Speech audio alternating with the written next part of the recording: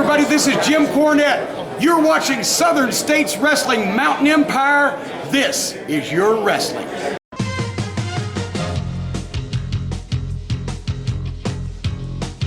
Welcome to the Southern States Wrestling Power Half Hour. Bo James here with you. You know, a couple of months ago I had to come on the program here and we did a tribute to Ron Wright. And last week we kicked the program off with a tribute to the American Dream, Dusty Rhodes. And I come to you this week with sad news as we've lost not one but two very key figures to the history of wrestling here in this part of the country. Sunday morning I found out that we lost the great Cora, who was a pioneer of women's wrestling, who was a big-time star right here in the Tri-Cities area, headlining cards from the 50s through the 70s. She trained her daughter, Debbie Combs, who was a big star here for Southern States Wrestling through the 90s. Debbie also world champion in the 80s and 90s, wrestled for some of the biggest territories and biggest promoters across the country. Cora would sadly be missed. What a wonderful woman she was. We lost her at 88 years old. She lived a full, happy life, raised two children, traveled the world as wrestling, but she loved this part of the country, made her home in Nashville, originally from Hazard, Kentucky. And like I said, she headlined many cards here for Mickey Barnes through the years, back in the glory days of King Sport, Johnson City, and Bristol Wrestling. And we want to take a minute right here at the beginning of the program and pay tribute to the legendary, the pioneer, one of the greatest women I've ever known, one of the toughest lady wrestlers that ever was, the great Cora Combs.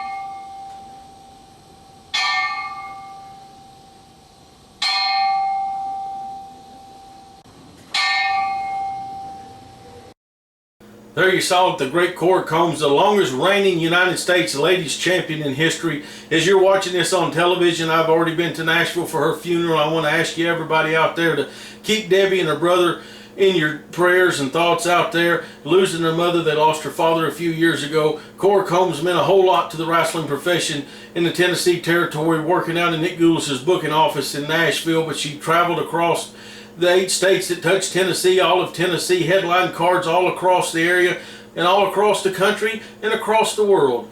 And she, like I said earlier, a pioneer of professional wrestling, a true all-time great. Found out Sunday that we had lost her.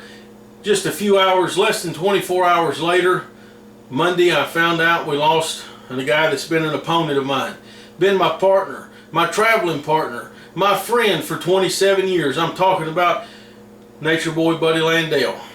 Born and raised right here in East Tennessee. He's made his home for many, many years up there in Chilhowie, Virginia, right here, part of our media market. Buddy Landel grew up a wrestling fan in East Tennessee, watching a lot of people like Ron and Don Wright and Don Carson and the Mongolian Stomper, hoping and wishing to get into professional wrestling one day. Not only did he make it, he made it to the top.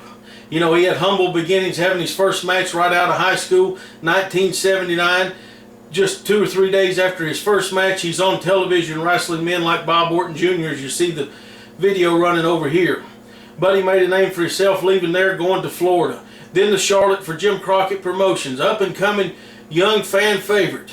Then he went to Louisiana and Texas, then to Tennessee. But in 1982, he went to Puerto Rico for the first time. Bleached his hair blonde, took the persona of the Nature Boy, and as they say, the rest was history. By 1985, Buddy was headlining cards in Jim Crockett Promotions Mid-Atlantic Wrestling, managed by J.J. Dillon.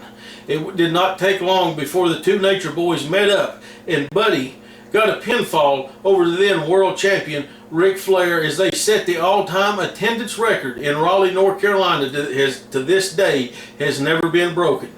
Now, when we come back from the first break, we're going to take an in-depth look at Buddy Landel, his career, and what he meant to professional wrestling right here in this part of the country.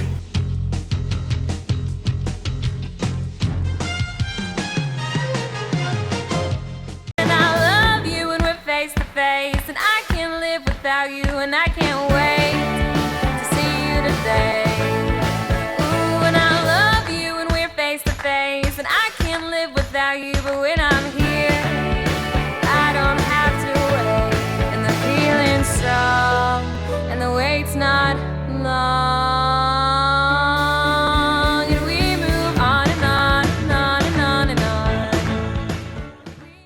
This Southern States Wrestling program is brought to you in part by Lance Dykes Life Insurance. Lance is an independent agent in Tennessee and Virginia. It's never too late to protect your family and set up a no-pressure appointment. Lance will be happy to meet with you and work with you on policies that fit any budget. With final expense, whole life, and term insurance, Lance provides insurance for top-name carriers. It's never too late. Protect your family now. Contact Lance Dykes Life Insurance. Calvary Baptist Church, 1238 Pine Street, Kingsport, Tennessee. Regular schedule of services: Sunday, 9:15 a.m. for Bible study fellowship class for all ages. 10:30 a.m. worship. 6 p.m. blast for children, wake for youth. Sunday night life for adults. Wednesday, 6:30 p.m. children and youth activities. 3D Bible study for adults.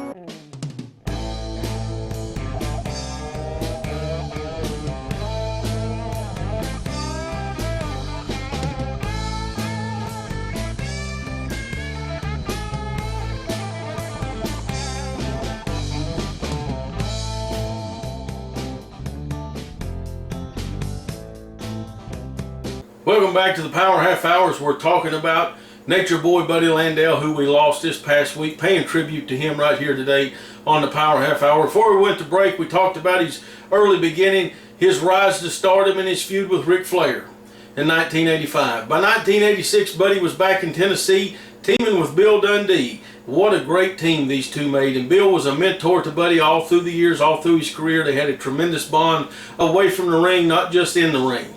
These two are the last two bad guys to sell out the Mid-South Coliseum in Memphis, Tennessee with their run against Dutch Mantell and Jerry the King Lawler. There was an infamous episode of Memphis Wrestling that went from championship wrestling to the Bill and Buddy show. Let's go back and take a look. 1986, just some of the chaos that Bill Dundee and Buddy Landel caused in Memphis, Tennessee. We figured you wouldn't talk to us. Well, you ain't going to talk to anybody all day long. Just don't VOH Sport, because we figured you'd be too chicken, Russell.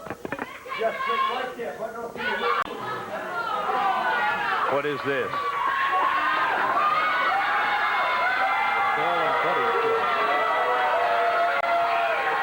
Now, what in the Sam Hill do you guys think you're going to do with that?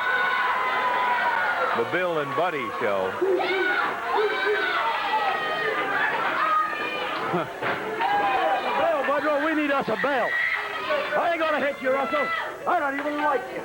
Hey, fine. You want to, go right ahead. You got 5 years of your life to spend. We need you a microphone, Budrow. Don't go away. What is all of the... All right, here we go now. Okay, you got a format, Budrow? Okay. You ain't gonna talk to us? You ain't gonna talk to nobody.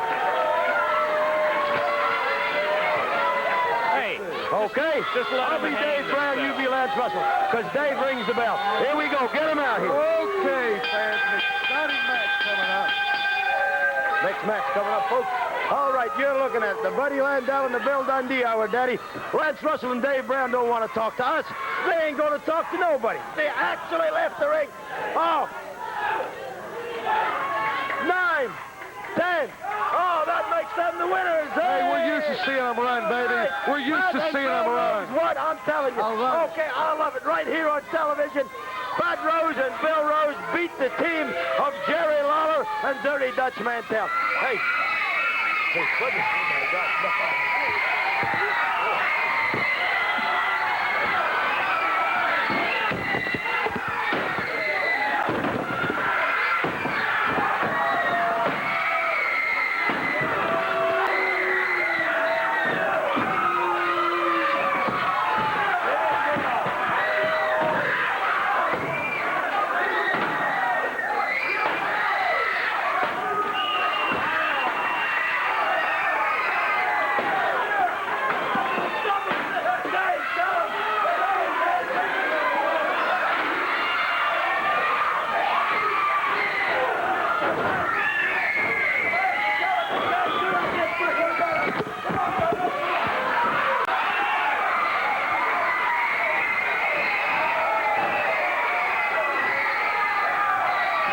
What a fitting end. Well, we got a our microphones back at least, and there's no competitive desk over there. Off comes the coat of Landel. Lawler going after the trousers, ripping Dundee's clothes apart. Landel's shirt rips off. And I think maybe the end of the Bill and Buddy show over there. Lawler and Mantell had been listening to him. They finally left. They lost the match. They were counted out, but they came back armed with a chair and a wooden stool, and they went to work on the desk and got Landel and Dundee in the ring. The Roses are both in there too, Pat and Bill. Pat just got a shot as Lawler slammed together. Now they're double teaming, triple teaming Lawler as Bill Rose battling with Dutch. Dundee's clothes torn all apart.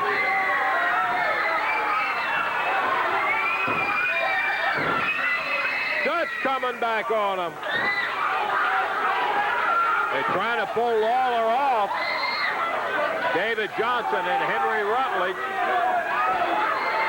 There you saw just a little bit of the chaos, a little bit of the excitement that Bill Dundee and Buddy Landel caused in Memphis. You know, by summer of 1986, Bill and Buddy had left Memphis and went back to Jim Crockett Promotions, this time as a duo for the Great American Bash Tour.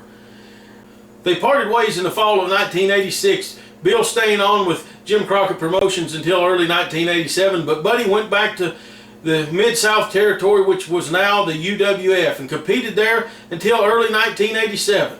And then he shocked everybody when he showed back up in his home territory, Continental Wrestling, and went right after the big dog, the Tennessee stud, Ron Fuller. Let's take a look at one of the biggest wins in Buddy's career in Chattanooga, Tennessee in early 1987. The Continental title on the line, the Tennessee stud against Buddy Landel.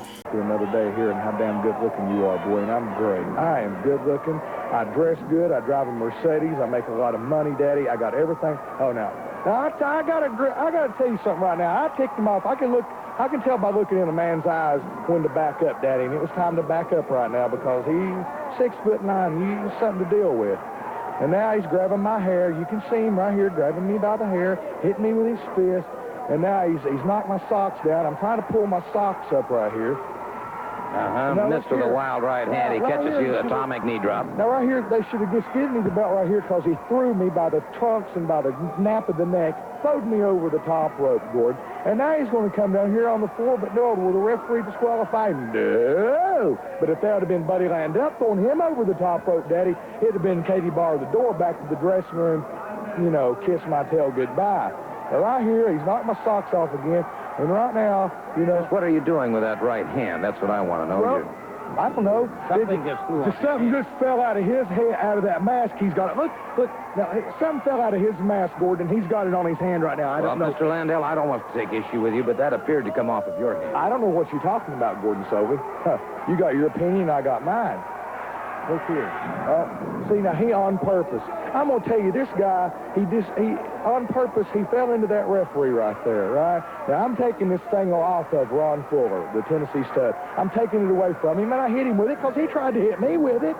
I mean, you know, what am I supposed to do, man? You got to fight fire with fire. And right now, I put him in the infamous figure four, Daddy, which nobody gets out on. And he's out colder than a wedge. Well, I must admit this, that you do execute the figure four as well as anybody I've ever seen in my career in wrestling, and I've got 37 years in professional wrestling, and I have seen very few people that can execute that maneuver as well as you do. However, I have also seen very, very few people who would take that kind of punishment and not concede. You have got to give credit where credit's due. He took punishment, and God knows that he administered punishment on me. It's one of the toughest matches, if not the toughest match I've ever been through in my life. But the bottom line is, Gordon, if something fell out of it, he was going to hit me with, but out of his mask, I took it away from him. I hit him with it. I put him in the figure four, and right here is the coup de grace, Daddy, right here. What have I got over my head? Well, you do have... Undisputed. Highly disputed, and I wonder, too, if the Tennessee stud wasn't shaking his head trying to clear the cobwebs from being knocked out, and the referee mistook that for a concession on the figure four. But nonetheless, at the moment, sir, you do hold the title. That's exactly right, Gordon. There you heard from Buddy and saw one of his biggest wins of his career, beating a man that he watched before he got into the profession, talking about the Tennessee stud Ron Fuller there in Chattanooga. You know, in 87 and 88, Buddy made a home right back here in his hometown in Knoxville here in East Tennessee. Was a big part of Continental Wrestling and USA Wrestling. And a man that you have to think about when you think about Buddy Landel is Wildcat Wendell Cooley. These two men had battles over the Continental belt, the Tennessee title, and the Southeastern title. Buddy also had a big feud with Doug Furnace during that time. But let's go back right now and take a look at Wendell Cooley and Buddy Landel and some of the heated matches that they had. You don't tell me. I'm telling the guy, please don't ring the bell. I'm saying no. See, look at my lips. I'm saying, no, don't ring the bell. Don't ring the bell because I'm going to let him give him some slack. And look at the snake in the grass right here. I turn around. He gets a, okay. He gets a lucky shot in on me. He gets a lucky shot in on me. Okay. All right. All right. All right. He got a lucky punch in on me, okay? He got a lucky punch in on me. Probably somebody's been around the business a lot longer than him. Maybe you, Ron Fuller, taught him something like that, or maybe you took him back and gave him a little advice because he knew that there was no way in hell for him to pin my shoulders to the mat. 1, 2, 3, baby. Because I done said Austin Idol earlier that night, piking out of Knoxville, his bleach blonde, nothing happening self. Wildcat Wendell Cooley, a little word of advice here, boy. I'm a man of patience, but don't try him. Have my belt back out here or something bad's going to happen today. All right, thank you so very much. Condition, Gordon, but he is really bad. That indeed is sad news. The Oklahoma Stampede by Wildcat Wendell Cooley. Got the pinfall. Oh, brother. What is this? What is Landel doing in here? Landel just charged the ring. Caught Wildcat Wendell Cooley from behind. And again unloads with that. What's he got here, Gordon? He's got some scissors there. Oh, man, oh, man, oh, What is he going? Oh my boy, this is gonna make Cooley mad. He's messing up here. He is messing up here. Oh, he flat caught him from behind. I need to get somebody out. Yeah. The Bullet just charged in and What's going to happen? It ain't over with now, baby. Irish whip. Cooley charges, but it was Landel ducking to one side. Cooley jammed that knee. That's the one that he's had injured in the Ran into the referee there, and it looks like Landel has ended up with Cooley's boot. He sure has, Gordon. He's ended up with his boot, and the referee, I know, did not see that happen. Buddy Landel got the boot off of Wildcat Wendell Cooley. Caught him with that boot. Let's see if we can... There you saw just some of the heated situations between Buddy Landel and Wendell Cooley, and what a series of matches they had here in East Kentucky, Southwest Virginia, East Tennessee, Alabama, down in the Panhandle of Florida, and over in parts of Mississippi for the Continental belt. They chased each other for the Tennessee belt up here in East Tennessee. You know, after that run, Buddy kind of bounced around a little bit. Back to Memphis a couple of times, started wrestling on independent cards, going up to Tri-State Wrestling out of Pennsylvania, which eventually became ECW up there out of Philadelphia. He ended up back with WCW in the early 1990s, but it was not long before he came back home to East Tennessee. And when we come back from this last break, we're going to take a look at some of Buddy Landel's biggest matches right here in East Tennessee.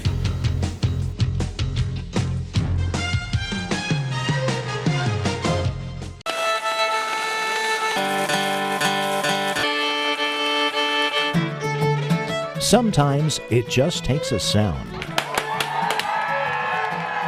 It touches something inside. It just feels right. It just feels like home. Thanks for choosing ABC 19 News. I'm Jim Bailey. And I'm Ashton Bishop. Welcome home. Hi everyone, it's your friend Misty James. I'm here to tell you it's never too early to protect your family with life insurance and have peace of mind for you and your loved ones. Funerals double in price every 10 years. Do you have the money or benefits needed? Your loved ones could be left with medical bills and other expenses. Protect them now. Call my friend Lance Dykes, independent agent in Tennessee and Virginia, who has common sense approach to life insurance with no pressure sales. He is someone who will listen to you and work for you. Affordable premiums that will never increase. No medical exam. No decrease in coverage, and the policy cannot be canceled as long as you pay your premium. Top insurance carriers. Call Lance today and protect your family.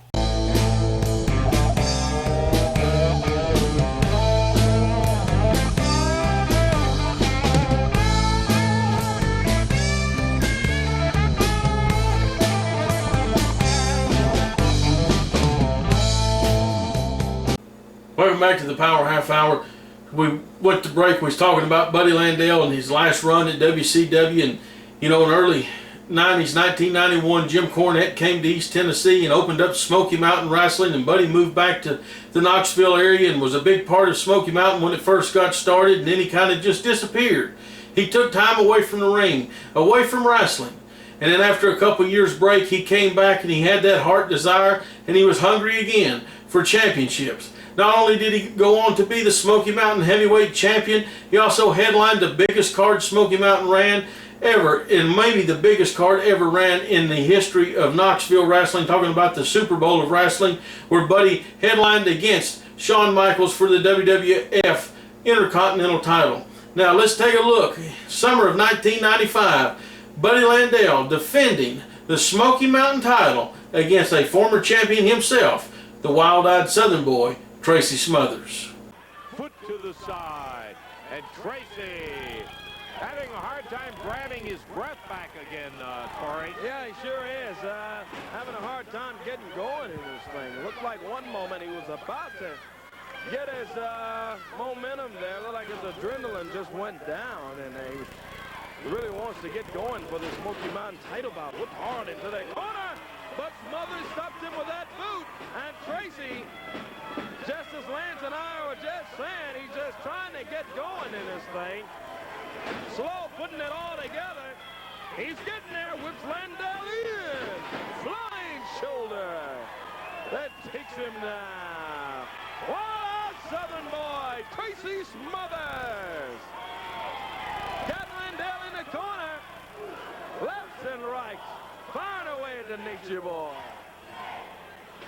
Landel saved really in effect by the referee. Look at Tracy, 1, 2.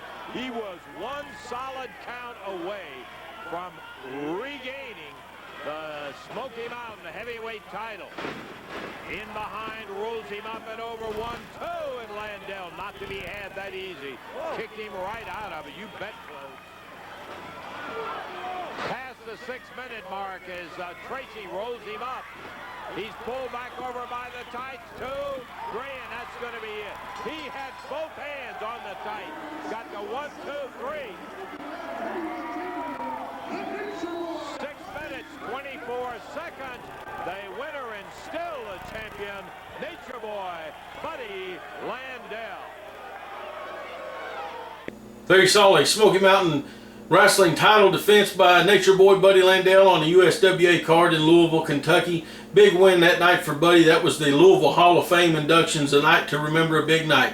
And I'm sitting here today, and we've been talking the last couple of days, remembering Buddy and remembering Cora Combs, and I'm going to tell you folks, these programs are not easy to put together when it's people that you know, you love, and you respect, and you've known for many years.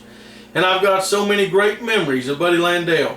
Buddy competed for Southern States Wrestling for many years, a big part of Southern States Wrestling, even booking and promoting towns off of the Southern States Wrestling TV. He was a Southern States Heavyweight Champion, a Tag Team Champion, a spokesman for local sponsors that promoted our program right here. So what I want to do is I want to go back and I want to take a look at Buddy the Spokesman, and then one of my favorite memories of me and Buddy Landel in the ring.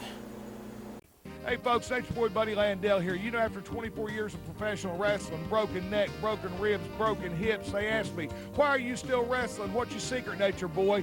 I got one word for you: Horizon Pool and Spa in Kingsport, Tennessee. Folks, we got in-ground pool, above-ground pool, we got gazebos, we got hot tubs, and we got caisson pool tables. Folks, you can tell I'm going to be busy in just a few minutes, but for all your pool and spa needs, come to Horizon. Tell them the Nature Boys sent you. As they really knocked heads there. And wait a minute, we've got somebody who charged the ring. They've got a mask on their head, and they've charged the ring. Who the heck is this, and what are they doing? What is going on here? They seem to be going after Bo James. He certainly is. He's setting him up for something. Harrison right there just nailed him. That's KC Thunder. The mask flew off. That is KC Thunder. What is going on here? I have no idea, buddy. KC Thunder, we haven't seen him in a couple of months. Just came in. Now they're working on Ricky Harrison. They're just slaughtering Harrison now, buddy. Oh, my, I can't believe this. We need to get some help out there for Harrison. I don't know what's going on. They're just going to... Bo is really... I cannot believe Bo James is doing this. They are... Don't look like he's popular wrestler of the year now, does it? No way. He and KC Thunder are annihilating Ricky Harrison. Oh, my. Thunder now digging into the eyes and face of Harrison. Bo James just stomping a mud hole in him. And we need to get some help out here for Harrison. If anybody in the back can hear us. Yeah, we need an ambulance, a stretcher or something. KC Thunder is just really taking it to him, Joe. Thunder right there with a DDT. Huge DDT right there. Oh, now he's stopping at nothing. Throwing the referee out on the floor. Now they're going to concentrate on Ricky Harrison. I don't think Bo James cares about popular wrestler of the year now. Apparently not. KC Thunder is back here in Southern States Wrestling. He's returned in a big way, and he and Bo James are just tearing Ricky Harrison apart. We really need to get some help out here for Harrison. If anybody in the back can hear us. Please, somebody, if anybody can hear our voice, somebody come out and help. This is mayhem. This is just horrible. The referee has just been disposed of on the floor. KC Thunder and Bo James are absolutely annihilating Ricky Harrison. They got him set up. We got a big brain buster here. Oh, my, what a pile driver. As KC Thunder and Bo James are just tearing him apart. Here's Flex Armstrong. He's come in the ring. And Bo just cut him off. Bo dumped him with no problem. Bo dumped him like a bad habit. He sure did. KC Thunder working over Harrison. I don't understand what's got into Bo. I cannot believe this. Who is it? Roger Ham's coming out. Roger Ham is coming in. Oh, Bo just cut him off. Guys, Listen, I don't know. Somebody's going to do something. It looks like I'm going to have to go do something. Oh, my. Buddy Landel. Buddy Landel's left the broadcast position. He's heading up there with a steel folding chair. Buddy Landel, recovering from a car accident, has hit the ring. And KC Thunder and Bo James are cowering in the corner as Buddy Landel, oh my God, what has he done? What has he done? Buddy Landel just nailed Ricky Harrison with that chair. What is he doing? He's come back to Southern States Wrestling after recovering from a horrible automobile accident, as we talked about earlier. And now, the three of them, Buddy Landel, Bo James, and KC Thunder, are annihilating Ricky Harrison. Fans, I don't believe what I'm seeing. Buddy Landel has helping Bo James and KC Thunder. This is absolutely... Let me tell you, cousin Marion Banjo picking pig farmers out there something. We wouldn't give a crippled crab a crutch. We're going to rip some heads off. It's what I'm talking about. We're going to stomp a mud hole in you and walk it dry. We're coming to you, Salville, Appalachia, anniversary show back in Kingsport. We're taking over, baby. The family's taking over. Fans, there you see it. The carnage continues in the ring. I think it's time to take a break. We're going to take a break. We're going to get out of this. Fans, don't touch that towel. We're back in moments. There you saw that Bill Dundee was not the only person that could cause chaos for Buddy Landel. And I have so many fond memories, and we could stay on this program and talk for hours and hours. And I'm going to talk about Buddy as long as I draw breath, because he was a special part of my life, a special part of my career. And just like I asked you earlier to keep Debbie Combs and her family in your prayers, keep Buddy's family in your prayers. Keep all of us that knew Buddy and we're around Buddy in your prayers, because this is hit home very hard right here in Southern States Wrestling, and a lot of people around this part of the country that knew Buddy for many years, not just in the ring, not just the nature boy. We knew Buddy away from there. We knew him as the dad, the husband, the grandfather. We knew him as our friend. And Butthole, I'm going to miss you. I'm going to miss you something terrible, and I cannot wait to see you again. I want to thank you all for watching today. Thank you for taking time out to relive the memories. Pay tribute to two pioneers, two legendary names in this part of the country. God bless you. God bless you, Landel family. God bless you, Combs family. Until we meet again.